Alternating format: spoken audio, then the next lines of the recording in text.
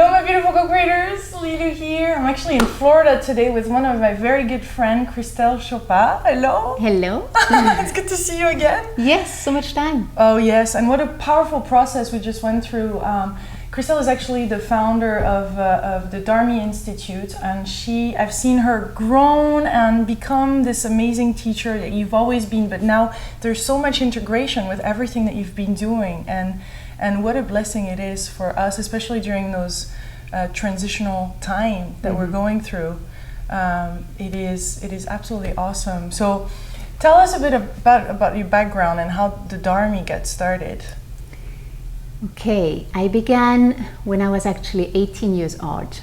I began to research a little bit more about life because I thought it's really important for people to open the eyes somehow and be more conscious and in connection to themselves also when they act. And I began to do research with the Greenberg method, which is a lot of work with the 5 elements, and it is a holistic approach to the body. And we do holistic food analysis, so it's reading, really like observing into our life path, how we are, if we are aligned to our life path, or if we are more acting under traumas and pattern and you know, all those conditionment that we learn from our childhood, and it's really a big conditionment on ourselves. So I studied that already like for 3 years when I was living in Switzerland.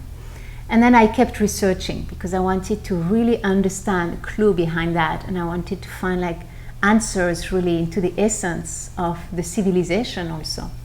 So I have been traveling and researching, experiencing like different life paths and traditions when I was in Asia and all through Asia.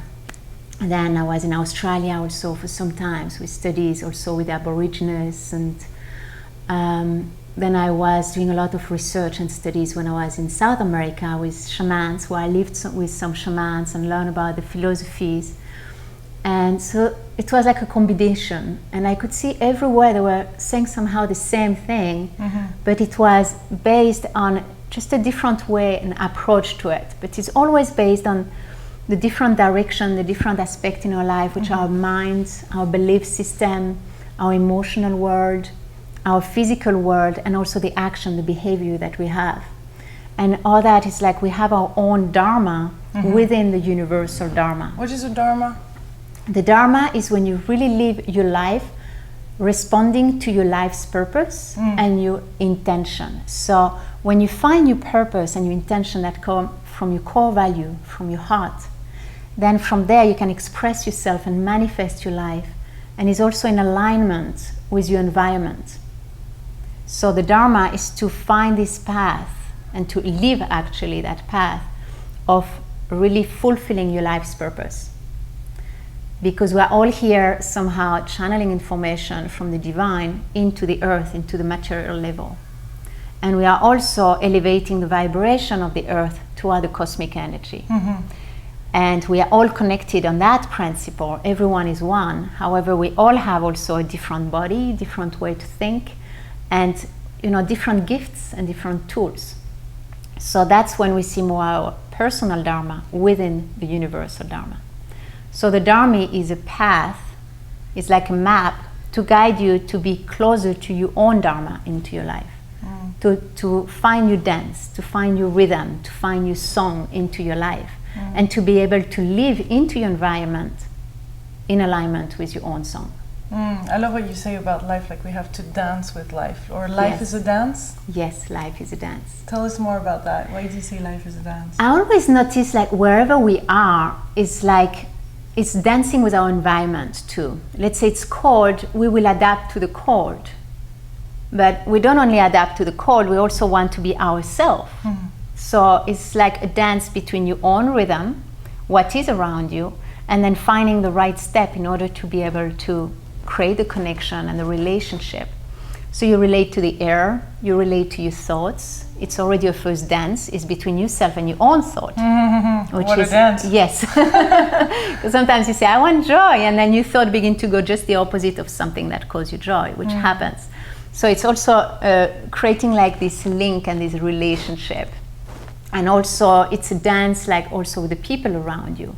If you see somebody aggressive and you just open with a big smile, that can help to change them. But you also need to somehow stay into your power and not let yourself being drained by certain circumstances like that. So you need to adjust all the time your steps to the environment around you, and at the same time still be into connection to your own heart.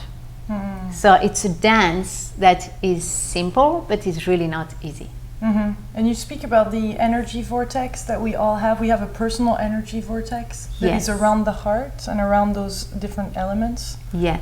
Can you tell us more? It's like the DHARMI vortex of energy is one of the main principles in the DHARMI. You have the rite of passage, which is those moments of transcendence into your life and getting closer and closer to your life's purpose, or just continuing your life's purpose unconditionally. And then the vortex of energy is a way to create, somehow activating your intention with a clear affirmation, with a clear feeling, and let yourself really connect to the vortex of energy. Allow you to connect to the divine, to align your heart, and to connect to the earth. And from there, connect to the 4 directions around you. So it's a way to empower your center in the 7 directions: universe, sun, earth, north, west, south, east, and then you are in the center. So that's the 7 directions. When you see the 4 directions around you, you can find them into the mandalas, Tibetan mandalas. You can find them into Celtic crosses. You can find them in the pyramids. You can find them into the shamanic medicine wheels. You can find them in so many different traditions all around the world. So we are always into the center of our own universe somehow. And once you empower this vortex of energy, which is a specific discipline that I teach to the dancers, which are all the DHARMI practitioners. So with that, it's like you create your own vortex and you can relate to others. So the vortex includes your own connection, and also this way that it can allow this interrelationship with the world around you. And it also supports your vibration. So it's like your signature. You create your character. And then you align the vibration all around you through the day. You will find what is more in synchronicity with your own intention and with your own vibration. So every time you really are conscious of this vortex of energy, you are much more conscious of all those synchronicity around you and what is convenient to you at this moment and what is aligned to your own dance. And there's some blockages that we encounter and that we found when you were doing my own personal process. Yeah. We all have blockages, huh? I don't consider them as being blockages. No, because They're the language of the DHARMI you speak about masks, yes. That's right. I don't think we have any blockage. I just think more that we create masks in our life and certain character, and we believe in them. I love that. And usually I believe that everybody somehow is smart, because if they have developed a mask that most of the people say is a blockage, for me I think they have developed that because it has helped them at a certain point of their life. So they have developed a mask, for example, in order to be able to correlate with the family or with the culture or with the education or with a lover, you know, and then maybe after a certain moment they notice, but that way of behaving that I thought I'm that now doesn't function for me anymore because my vibration is different. So it's more like, I would consider a little bit negative somehow when you begin to be so attached to this mask and you are not open to continue the transcendence of who you are now and where you are going to, because we always continue the evolution. So with the rite of passage that we do with the DHARMI, you identify this mask and you say, okay, I know that very well, but I know now there is something more. I can also act another way. So it's again like the dance. You can always repeat the same step in your dance. It's an example. You go dance, and all the time somebody walk on your feet. Many people, they go dance and it always happens. And then they go dance and it happens. And it's like an expression in life. You know, you allow people to walk on your feet and all that continue to happen. And then you're like, yeah, it always happens. And that's a blockage. It's not just a blockage, it's a way you learned. And then next time, if you really learn and you do the rite of passage, you see, okay, that now doesn't help me. Maybe in the past it was a way to be accepted, so I just put myself down. But now you say, okay, I know that sometimes they will walk on my feet. So you are learning to dance better. So you will say now, oh, when this vibration comes close to me, I just take my foot away and I guide the dance another way. So it's really also awakening the leadership into you. The leadership so that you take the responsibility of your own steps in your dance. And what's happening, good or bad? Yeah, and who are we to say what is good and what is bad? Yeah, that's... you know? Yeah. But it's more like really people like to... Some people just like to stay into the same way all the time, which is okay. I don't think there's any problem with that. It's just that sometimes you notice like, okay, I have done that for a long time and I would love to find another way. Or I know I'm already in another way, but I cannot clarify it yet. I don't own really. Or it's like people, I'm growing out of myself, which sometimes people say that. But it's not that you have grown out of yourself, it's that you are not anymore this person that you thought you were. So allow yourself to transcend and own fully who you are now. And it's a lot about accepting your responsibility. And then therefore we're more aligned with our dharma, Yes. our life purpose, and we can really be there for others and with ourselves first, huh? Yes. That's important. Yeah. Because it's like when you go in the plane, they always say first the mask on you, breathe, and then you can help your kids and everybody. Yeah. And if you say, okay, I want everybody happy and you are not happy, what are you really transmitting to people? You can transmit it only by really being it. And that this law of vibrational law that is happening now more and more, that people are awakening the consciousness. And the consciousness is to the direct connection. So it's finding your inner guide, finding your inner truth somehow. And yeah, it's a beautiful dance. What happens is like many times, it's like the gap that we have in life that make us unhappy. Because we act a way that doesn't respond to our intention. So the mask is that you now act a way that doesn't respond to this intention anymore. So you don't feel happy, or you feel, empty inside because you feel this gap. Until then, you first connect behind the mask, and then what you will express around you, your way of communicating, will completely reflect this intention. And from there, you can feel fulfilled and more aligned, and you will also attract around you this vibration in which one you are really. It's like if your value is to connect, to nurture people around you, and then you act, every action that you do that is not in alignment with it is the cause of unhappiness,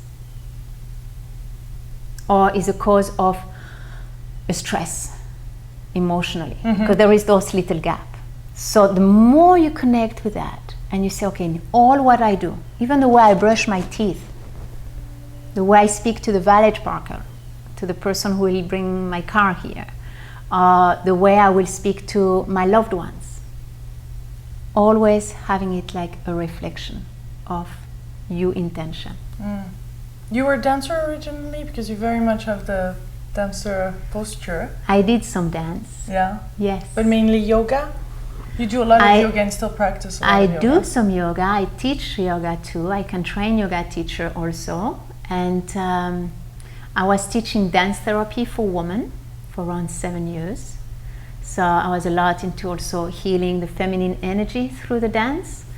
And when I was living in Australia, I did also a lot of research of dances, which was like more wild dance and healing dance and therapeutic dance. And yeah, so I have done some dance. Because when I was in India, I loved it too. Yeah, and you have a certain posture, and we went into that years and years ago. I remember when I started the show, you were one of the first people I've interviewed. It was so funny just thinking about it. Yeah, you're just beginning.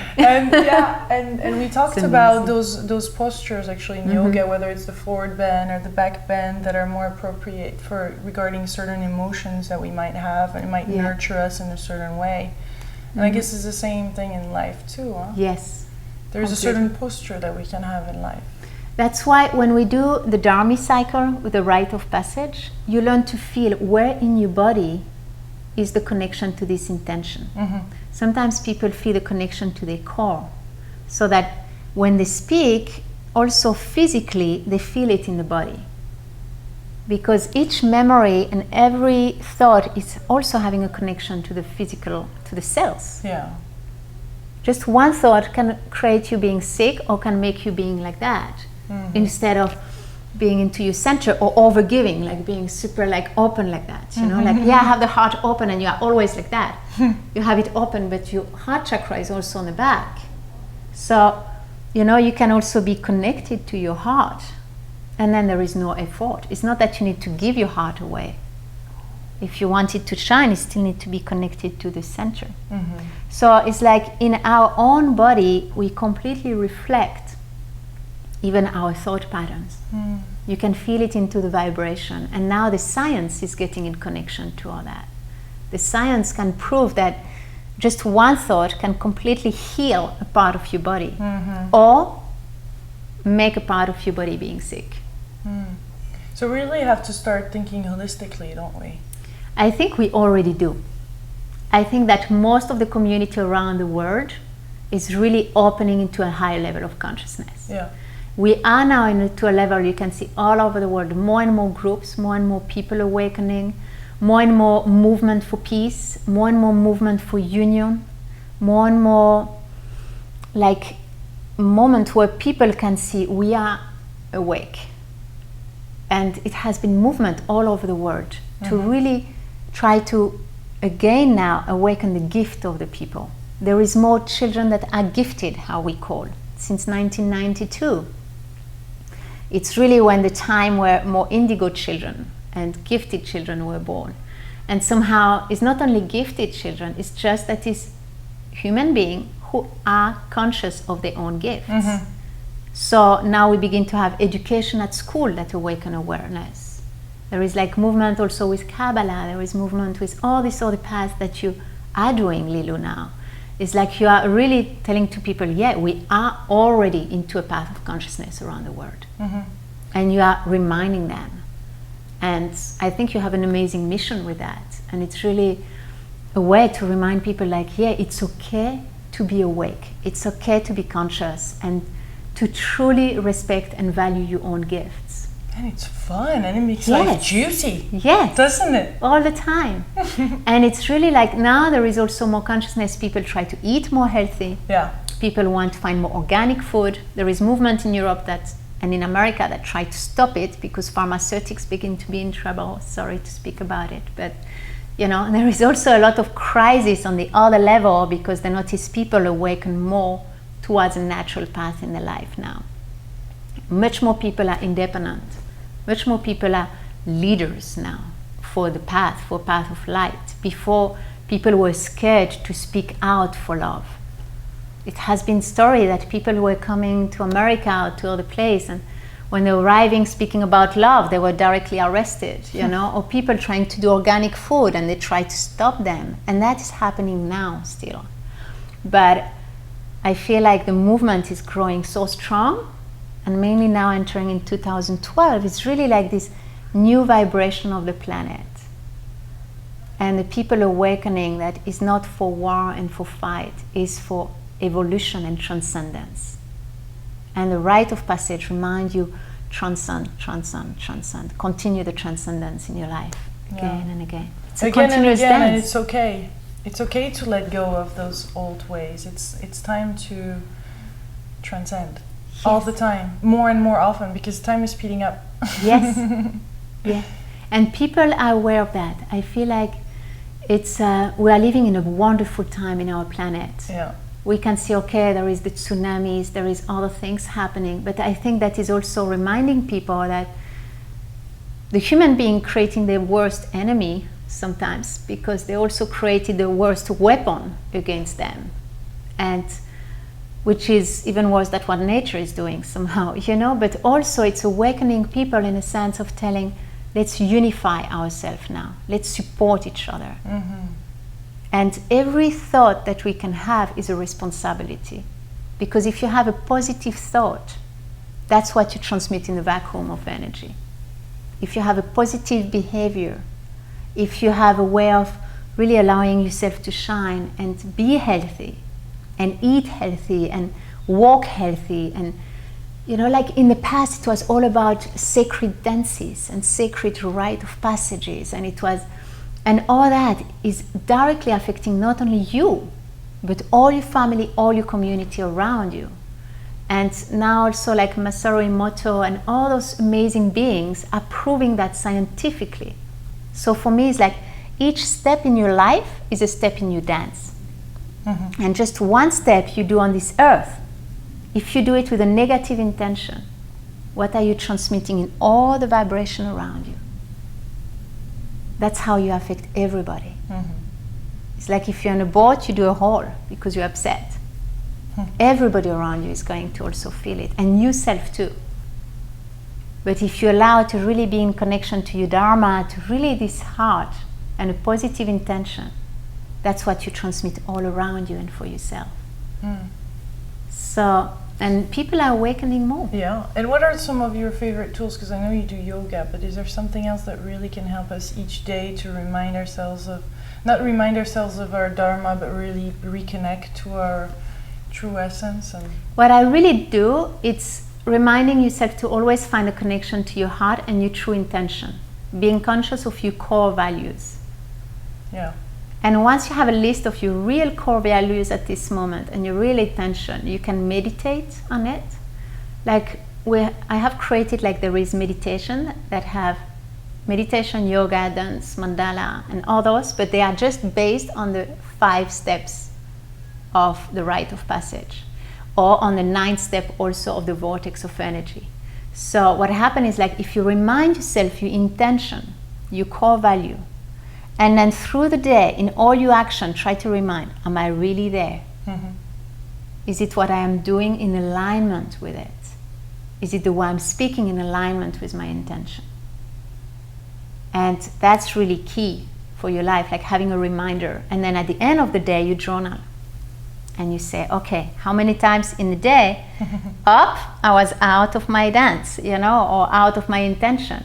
It was still part of your dance. So learn to forgive yourself and love yourself for that, you know. But just learn to observe how many times you can be in alignment to your intention, even with just a thought. So journaling, meditation, as long as it has an intention and a key value for you.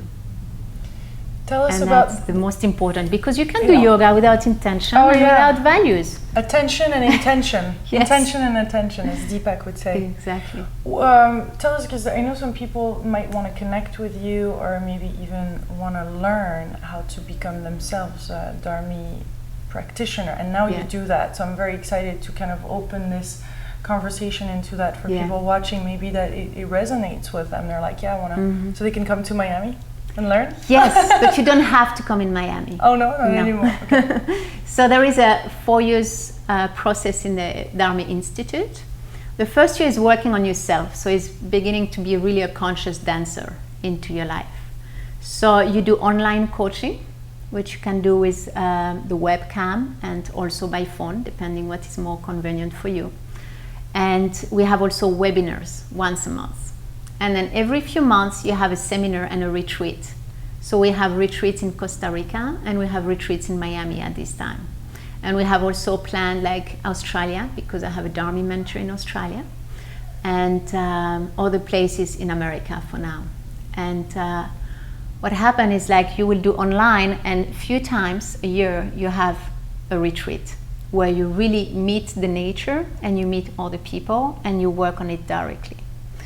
And so after 1 year you have a graduation, and that's a graduation really to observe how you understood the steps into your life, because a continuous dance, not like, oh, I got it and that's it. You know, it's a continuous dance your whole life. That's the beauty of it. And then on the second year you begin to train to be a DHARMI mentor. So when you become a DHARMI mentor, after 2 years you begin to do more like energy, like beginning to read the field of energy of the people, and you begin to really connect with other people. So it's more like the connecting dance the second year. So it's a bit more intense on the retreats, but also most of it is still with, every month you have twice connection coaching online or in person, And once a month you have a webinar with the other people. And then the third year, that's when you go into doing a DHARMI yoga, which is like also you train on other level where you could learn to be a DHARMI instructor.